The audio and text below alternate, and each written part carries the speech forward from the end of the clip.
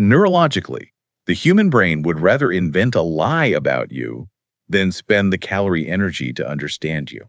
It's brutal but true. It's not just malice, it's metabolic efficiency.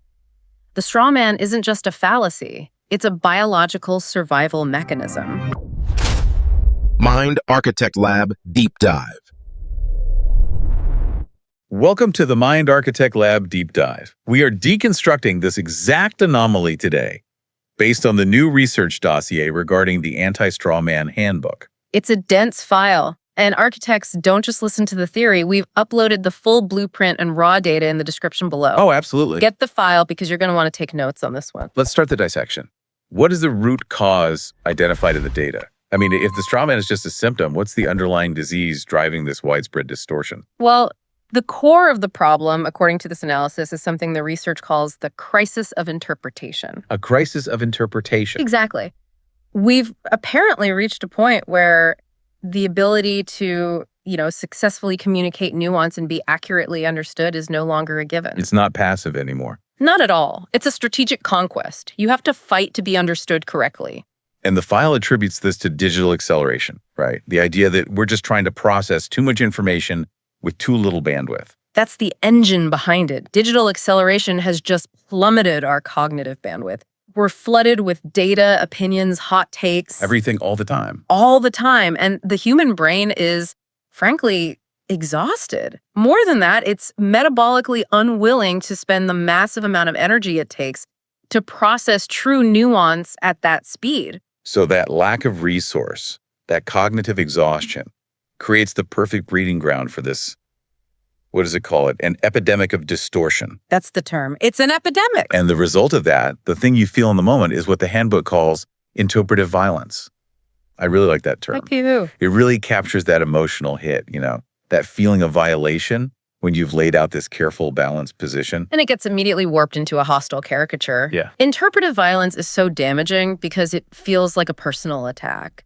It's an assault on your integrity, your character, even if the other person didn't consciously mean to do it. It's that moment, Yeah. that painful moment when you've just articulated a full paragraph, with caveats and conditions and all the necessary nuance. And what you hear back is a simplistic, one-dimensional accusation.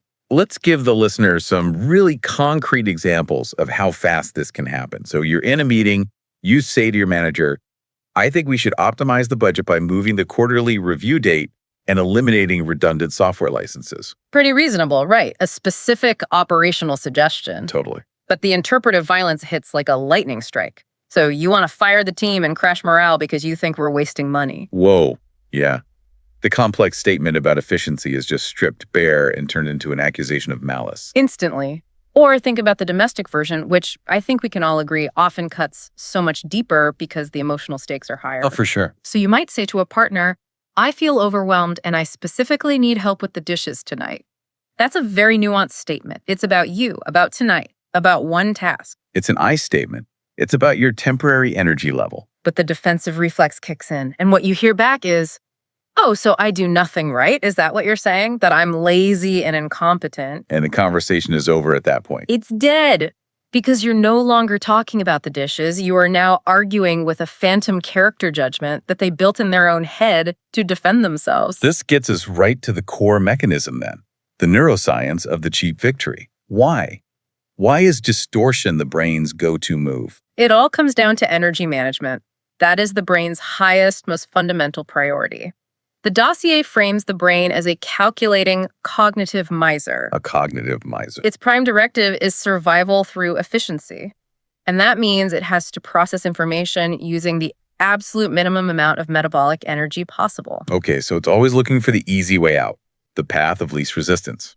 Always. So you have two paths. The first is the expensive path of nuance. The second is the cheap path of absolutism. And nuance is expensive because... Why? What's happening in the brain? Because real-time nuanced interpretation is incredibly costly from a metabolic standpoint.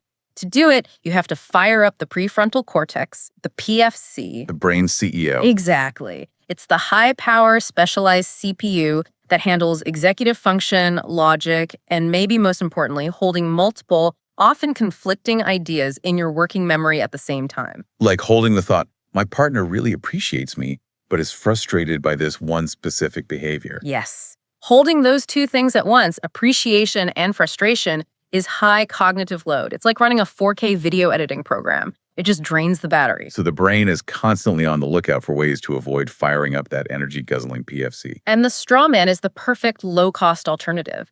Instead of engaging the PFC to analyze a complex argument, the brain just shunts the whole load to the limbic system. The old primitive brain. The old, primitive, low-power default setting. The limbic system only really deals in binaries. Friend or foe, safe or threat, good or evil. It's simple. So the brain can swap a complex statement like, this specific policy has some unintended economic consequences we should examine, for a preloaded emotional archetype. Like you hate the poor. Right. It completely bypasses the heavy lifting of actual analysis. And it achieves a cheap victory. It wins an argument against an enemy it created, an oversimplified cartoon, and it does so while saving precious calories. Okay, but this is where it gets really interesting, because the dossier says it's not just about brain fatigue. It's about deep-seated self-preservation. It brings in cognitive dissonance as the fuel for this whole distortion engine. This is such a powerful insight. For most of us, our core beliefs, they're not just ideas we hold. They function as load-bearing pillars holding up our entire psychological structure. Our identity, our self-concept. Our whole place in the world. So if you come along and present information that fundamentally challenges one of those pillars, the brain doesn't register that as a logical critique. Registers it as an existential threat. Precisely. The amygdala, our little threat detection center, literally interprets a challenge to a core opinion as a physical attack on the self. And the brain just can't handle that. It experiences severe cognitive dissonance. That's the extreme mental discomfort of holding two conflicting truths at the same time.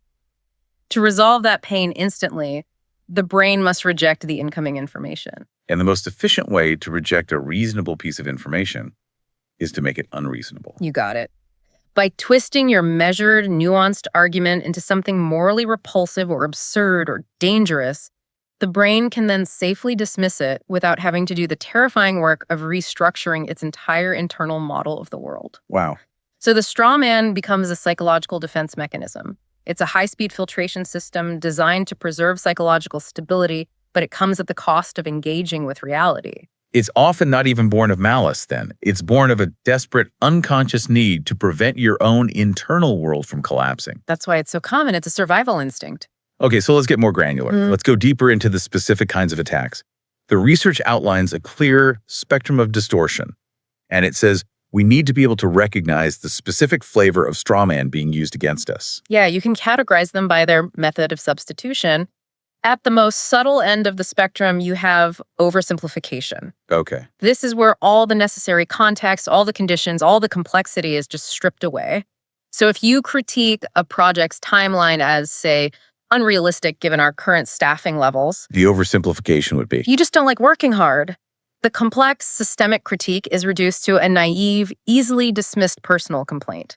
Then we escalate to exaggeration, which the dossier says is incredibly effective in personal, relational conflict, the slippery slope. Oh, it's a classic. Exaggeration takes a moderate, reasonable suggestion and immediately projects it onto a catastrophic, absolute worst-case scenario. So the script in a relationship might be a simple request, like, hey, I think we should discuss our spending priorities before we make this big purchase. And the exaggeration hits back with, so we can never buy anything nice again. We're just going to live like monks forever.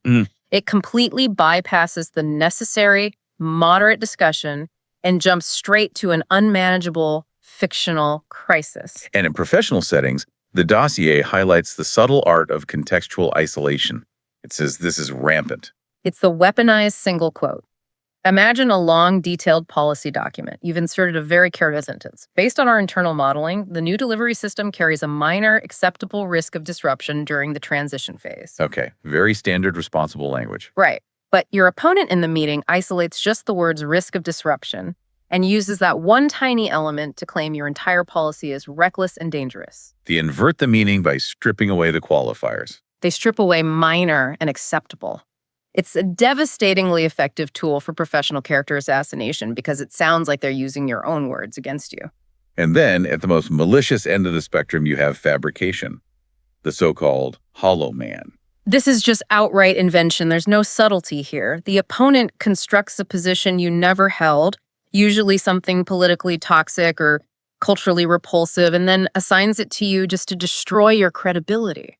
So in a debate about resource allocation, you argue for more local authority. And they fire back with, so you support the complete eradication of federal oversight, which will lead to unchecked corruption and chaos. Wow. You are now forced to argue against a completely fictionalized, hollow position they built just so they could tear it down in public. That brings us to the question of intent then. It's not always just cognitive fatigue. The dossier makes it clear that sometimes the distortion is purely performative. Yes, performative aggression. Yeah. Using the straw man to signal status or virtue to an audience. So in public forums, a company meeting, a social media thread, the goal isn't understanding, it's image management. The goal is to look like the winner.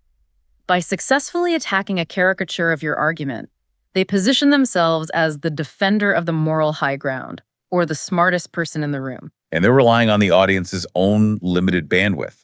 They're counting on the fact that the audience won't be able to track the subtle shift from your actual nuanced statement to their reductive, distorted attack. And the research links the darkest drivers of this behavior to the dark tetrad, the predictors of bad faith argumentation. This is where it's important to understand who you're actually engaging with. Absolutely, because if you're dealing with someone who exhibits these traits, narcissism, Machiavellianism, psychopathy, and sadism, your defense has to be completely ironclad. You can't use normal collaborative tools. So let's break down how these manifest narcissism. For a narcissist, the straw man is used purely for extreme ego defense. Their self-concept requires an image of flawless correctness. So any valid counterargument must be distorted into an absurdity so it can be safely dismissed without cracking that fragile self-image. The distortion is a psychological necessity for them. It's not even a choice. What about Machiavellianism? Machiavellianism is all about deliberate, strategic manipulation. The distortion here is cynical and tactical. They probably know your argument is sound. But they don't care. They don't care. They intentionally deploy a straw man because it's the most efficient way to undermine your status or seize power in the room. This is a cold, calculated move for career advancement or social dominance. And the final two. The connection to online behavior in the dossier is pretty disturbing. Psychopathy and sadism correlate very strongly with what's called dark trolling. These individuals aren't looking for truth or status. They're seeking lulzes. Amusement from causing others pain. Yes. Amusement derived from provoking emotional distress in their target. So when you find yourself in a 20-minute digital reply spiral, desperately correcting some obvious falsehood, You're feeding them. you are providing the sadist with their emotional supply. Recognizing these traits isn't about diagnosing people. It's about giving yourself permission to strategically disengage. So whether the driver is simple cognitive exhaustion or defensive self-preservation or active malice, understanding the why is what dictates the how of our defense. That's the foundation. Okay, so let's move to the offensive strategy then. We have to be able to recognize the trap in real time. The dossier points to one immediate linguistic marker, the ultimate alarm bell for an incoming distortion. It's the phrase, so you're saying? We're training our ear for this. It's a pattern recognition tool. But paraphrasing is usually a good thing in communication, right? So what makes this specific phrase the air raid siren? Context is everything. In a genuinely collaborative, good faith conversation, paraphrasing is about checking for understanding, but in an adversarial or even just a tense context, so you're saying, is almost always the prelude to an attack. It's a signal. It's a signal that the listener is about to load your moderate, precise language with their own heavy, judgmental, emotional baggage. It's the linguistic cue that says, I am about to substitute your words with my preferred, more easily attackable narrative. And the research dossier uses that seminal 2018 interview between Jordan Peterson and Kathy Newman as the archetypal case study for how this linguistic pattern gets weaponized. That interview is basically required viewing for anyone who wants to understand the modern straw man in action. A linguistic analysis showed that the interviewer used that specific engram, so you're saying, almost exclusively as a tool. A tool to do what? To substitute Peterson's very nuanced, often academic psychological concepts with extreme, easily dismissible political declarations. So he would make a complex psychological observation about, say, group dynamics or male hierarchies. And she would immediately reframe it as, so you're saying women should be subservient and we should all go back to the 1950s. And that forced him repeatedly into that debilitating defensive posture of correction. Constantly. No, I'm not saying that. The trap worked perfectly because it forced him to spend all of his cognitive energy just lifting the weight of the lie she had placed on him instead of actually advancing his own initial point. Let's really analyze the mechanics of that trap. The dossier breaks it down into 3 stages: hook, twist, and pin. Right. So the manipulation starts with the hook. The phrase, "so you're saying," sounds like a clarification question. It lures you into a false sense of security. You drop your guard because you think they're trying to understand. Then comes the twist. This is the subtle but deadly substitution. They swap your specific, moderate, carefully chosen terms with synonyms that carry a massive emotional charge. Give us some of those vocabulary substitutions that we see in the real world. Okay, so if you suggest systemic oversight, the twist substitutes that with paranoid surveillance. If you suggest your team does due diligence on a project, they twist it to obstruction or stalling. It shifts the entire frame. It shifts the frame from an objective action to a moral accusation. And then comes the final step, the pin. You are now pinned down by the weight of that distorted accusation. And you're spending all your finite energy, All your cognitive resources, all your time correcting the lie, and you're left exhausted and completely unable to get back to your original argument. So the mind architect directive here is crystal clear. When you hear that phrase, you stop, you pause, and you heighten your scrutiny immediately. Okay, so the straw man is the problem. Yeah. The antidote, the strategic solution proposed in the dossier, is the steel man technique. Let's define this. It's based on the philosophical principle of charity. Steel manning is the rigorous, disciplined practice of addressing the strongest possible version of your opponent's argument. It requires you to operate under that principle of charity, which says, before you criticize, you must interpret the speaker's statement in the most rational, most pertinent, and most persuasive way possible. Even if you have to help them build it. Even if you have to build their argument better than they did themselves. That feels completely counterintuitive. Our instinct is to attack the weakest point, the straw shack. Yeah. Here, we're being told to reinforce their argument into a fortress of steel. Right. But if you can defeat the steel man, if you can successfully counter the best possible version of their idea, you've achieved a victory of substance. It's a win that cannot be dismissed later with claims of, "you misunderstood me." I have to voice the listener's doubt here, though.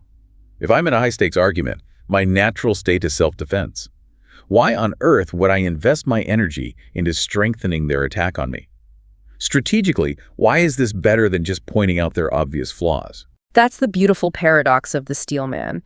It works because it gives you 3 decisive tactical advantages, and they're all rooted in what the dossier calls tactical empathy. Okay, advantage 1, intellectual capital. When you can articulate your opponent's core concerns, their deepest values, maybe even better than they could themselves, you demonstrate profound confidence and intellectual authority. You're sending a signal. You're sending a signal to everyone in the room, and especially to them, that says, I am not afraid of your ideas. In fact, I'm so secure in my own position that I can improve yours and still show you where it falls short. That's an immediate status marker that makes your subsequent counter-argument carry so much more weight. Advantage 2, disarming the amygdala. This feels crucial for de-escalation. It is. You cannot win an argument with a brain that is in fight or flight mode. It's neurologically impossible. But when your opponent hears their deeply held values or their raw frustration articulated clearly and respectfully by you, By their enemy. by their supposed enemy, their biological threat response just subsides. They no longer feel that existential threat of being misunderstood or mocked. The amygdala deactivates, and the prefrontal cortex, the logical, analytical part of their brain, comes back online. The steel man is the safety key that makes them capable of actually hearing your logic. And the final strategic benefit, eliminating refuge in ambiguity. Yes, flawed arguments love to hide in vagueness. By clarifying and strengthening their logic through steel manning, you drag their core issue out of the shadows and into the bright light. So they can't retreat. They can no longer retreat into that comfortable fog of, well, that's not exactly what I meant. You've locked them into a clear, strong position. And now, if the underlying logic is flawed, it's exposed for everyone to see. And if it's sound, well, you've learned something valuable. Okay, knowing the theory is one thing. Execution is another. The dossier outlines a very specific 4-step process for implementing the steel man, and it starts with suppressing that emotional urge to correct immediately. That is the hardest part. You have to fight your own biology. So we suppress the correction reflex. Step 1 is active absorption. The listen. What are we specifically listening for here? You have to suspend all judgment. Your entire focus should be on the underlying values and what the research calls the kernel of truth that's hidden inside their distortion, no matter how painful or poorly delivered it is. So if they're screaming about budget cuts, Their kernel of truth might be, I am terrified about my job security. You have to listen past their angry words to the deeper human value that is at stake for them. once we've identified that kernel, we move to step 2, the better restatement, the build. This is where we proactively upgrade their position using a strategic script. Exactly. You structure your restatement to prioritize their core positive desire. The template in the handbook is fantastic. It goes, if I understand you correctly, your main concern isn't just X the surface complaint, but actually the deeper issue of Y the core value, because you want to ensure Z the positive outcome we both can agree on. Is that a fair summary? So you're replacing their sloppy attack with a robust shared objective. You're co-creating a better argument with them, which leads directly to step 3, the confirmation, or the lock. We're listening for 2 magic words. And those are? We need that breakthrough moment from Hostage Negotiation from Chris Voss. That's right. That phrase signifies profound emotional and intellectual validation. It means your opponent feels truly seen and understood. And you should never settle for, you're right. Never. You're right is often just a polite dismissal. It's what people say to make you go away. That's right is the signal that you've made a connection. That's the lock. It prevents them from later claiming they were misrepresented. And only once that lock is fully secured do we move to step 4, the surgical dismantle, the pivot. How does our critique land differently now? Because you've already validated their ultimate goal, that Z is important, your critique is no longer received as a hostile attack on them. It's received as a collaborative correction of method. So your language shifts. Your language completely shifts. It becomes, because I agree with you that Z is the ultimate goal here, I think the method of X, the policy or action they suggested, might actually backfire on us, and here's why. You've transformed yourself from an opponent into a collaborator, both focused on optimizing the solution. That's the full ideal process. But sometimes we just need real-time neutralization. The straw man hits hard and fast. Let's dig into the specific scripts, starting with the reality check for interrupting an emotional spiral. Right. So an opponent hits you with a high-impact distortion, like, so you think we should just abandon this entire project we've worked on for 6 months? The key is the pattern interrupt. The reality check script is designed to stop the conversation cold and immediately re-anchor it to objective facts. And the specific script uses really interesting metaphor. It externalizes the distortion. It makes the misunderstanding a shared enemy. Exactly. The script is, hold on, that is not what I said. Let's pause for a second so we aren't arguing against a ghost. What I said was, and then you give an exact verbatim repetition of your original statement. Arguing against a ghost. I like that. It works because you're framing the misunderstanding itself as the problem, not their intellect or their malice. And then the calm, exact repetition literally overwrites the corrupted file of the distortion in their working memory with the true statement. Okay, we also need the correction loop method.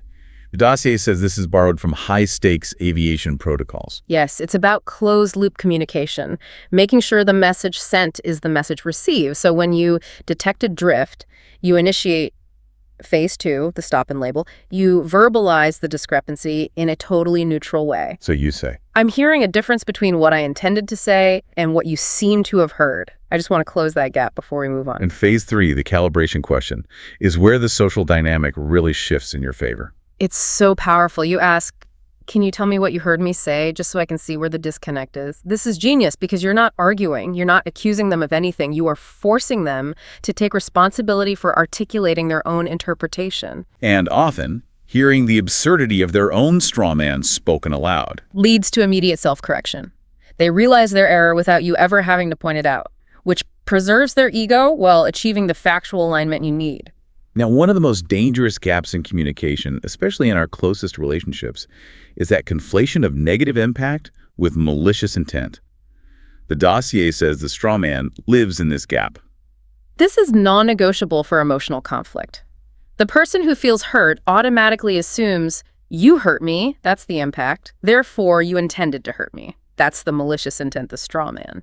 And if you try to defend your intent before you acknowledge their pain, it feels like complete denial. It feels like gaslighting. So the sequence is absolutely critical here. We have to address the impact first. Always. Step 1 is validate impact. You have to validate their feeling, period. I can see that what I said made you feel criticized or overwhelmed or dismissed, and I am sincerely sorry that it landed that way. That feeling matters to me. That establishes empathy. It drops their defensive shield. Immediately. Then, and only then, can you move to step 2. Clarify intent. My intent was not to critique your intelligence or your effort. My intent was only to double-check the figures so that we are both protected in the final presentation. And step 3, the bridge, connects that emotional reality to the objective goal. Yes. Can we separate the impact, which I absolutely want to fix, from my intent, which was rooted in a desire to help us both succeed? This ensures you fix the hurt first, which is what allows the rational explanation of your intent to actually be heard and accepted. Beyond these direct scripts, the handbook also advocates for some powerful assertiveness tools, like Chris Voss's labeling technique. Effective labeling is just a rapid de-escalation tool. Instead of arguing about the content of their distortion, you just verbally identify the emotion that's driving it. So if your opponent screams, "You never listen. You don't trust anyone to make decisions." You completely bypass the accusation. You label the emotion underneath it. You say, "It seems like you feel intensely frustrated by the lack of agency you have in this decision," or "It sounds like you feel really unappreciated for the work you've already invested." And that makes them feel seen. It makes them feel seen, which neutralizes the emotional urgency of the attack. For a more persistent, professional kind of distortion where you really need to set a boundary, the research points to the structured DSC script. The DESC model, describe, express, specify consequences, is perfect for maintaining professional boundaries without coming across as aggressive. So you start by describing the behavior neutrally. When I provided feedback on the formatting of the proposal yesterday, then you express the impact of the distortion. And it was immediately described as me hating the project and trying to derail the timeline. Now the corrective action, the S. You specify the needed correction. I need us to stick only to the specific, actionable, and objective points in the document going forward. And finally, you state the logical consequences so that we can maintain a constructive working relationship and get this critical deliverable approved by the deadline. It's objective, it's firm, but it's not personal. It maintains professionalism while asserting a very clear boundary against future distortion. The effectiveness of all these tools really relies on calibrating them to the environment. The handbook spends a lot of time on differentiated strategies. Let's start with scenario A, the workplace. Right. The stakes here are your professional reputation and the organization's cohesion. The danger isn't just personal conflict, it's organizational failure due to miscommunication, which is famously encapsulated in the Abilene paradox. Can you break down the mechanism of the Abilene paradox for our listeners? Sure. The paradox is when a group makes a unanimous decision that no single individual member actually wanted. How does that even happen? It happens because each person mistakenly assumes, based on misinterpreting signals and a fear of conflict, that everyone else in the group wants it.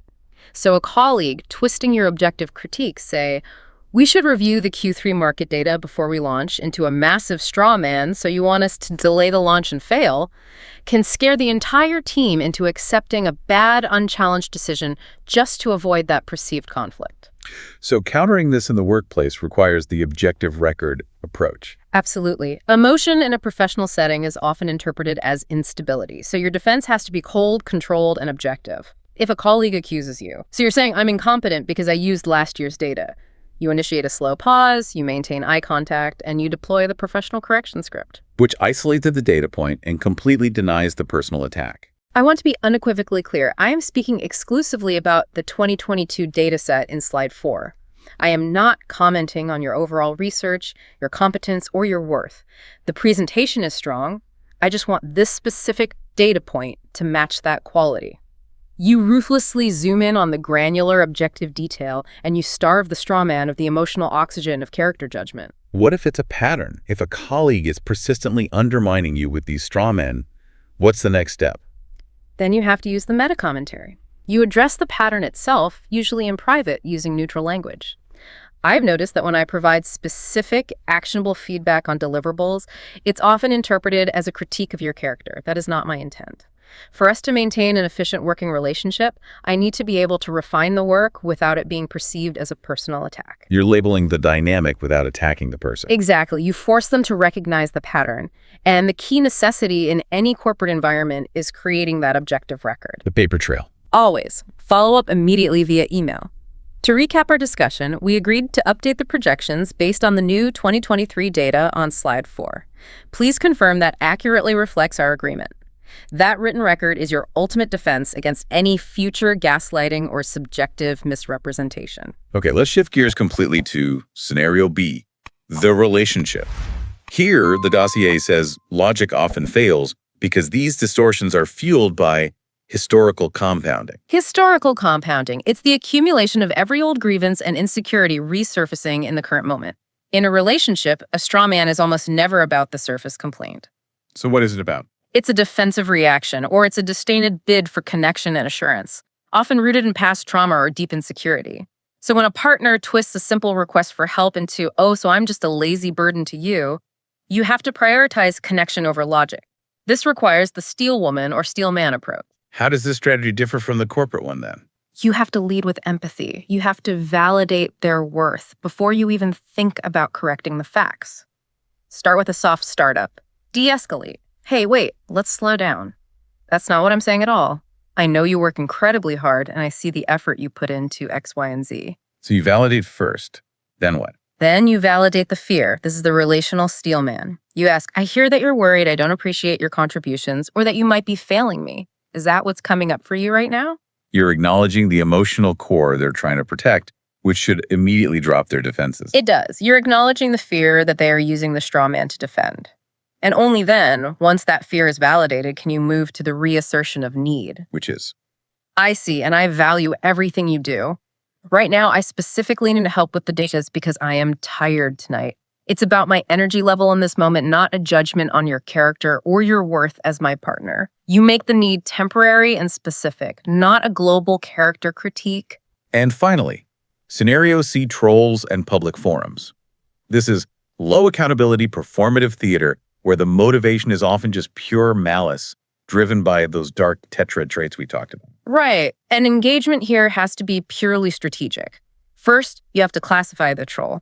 Are they the Celian troll? The one who pretends to ask innocent questions but just relentlessly demands proof for things you've already provided. That's the aggro troll. The aggro troll using extreme insults and easy straw men.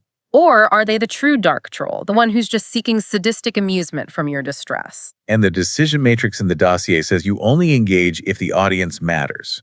You're correcting the record for the bystanders. If the audience is watching and there's a risk of them being misled, a single professional correction might be necessary. Otherwise, the overarching strategy is the gray rock method. Explain that. Trolls feed on emotional supply. That's the dopamine hit they get from your anger, your distress, your long defensive explanations. Your job is to starve them of that supply.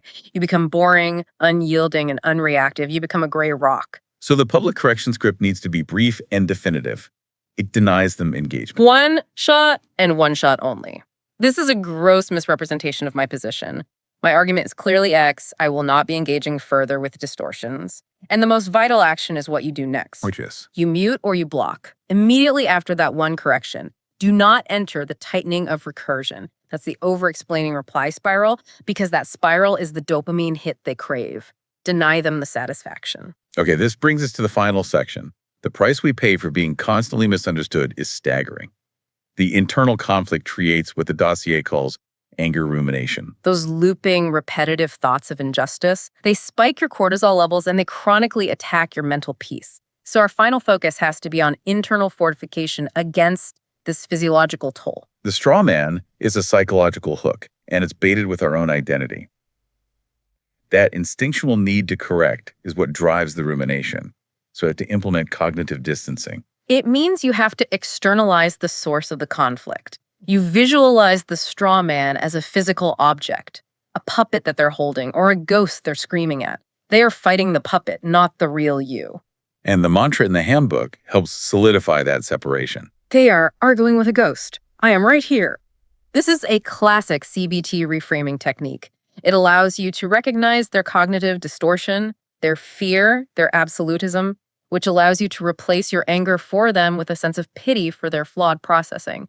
You don't take the attack personally because you realize it wasn't even directed at your true self. And to manage that immediate emotional spike in the moment, we need protocols. The first one is the WAIT protocol. Why am I talking? This is a mandatory moment of self-assessment before you respond. Is your motivation to clarify the truth and seek resolution? Or is it to punish, to win, or to defensively protect your ego? If the motivation is punishment, you have to delay your response. And for all digital communication, the dossier is adamant about this one absolute boundary, the 24-hour rule. Never, ever reply to a digital straw man immediately. Your cortisol levels are elevated, which literally impairs your rational thought. Draft the angry response if you must, but then walk away. Let the stress hormones subside.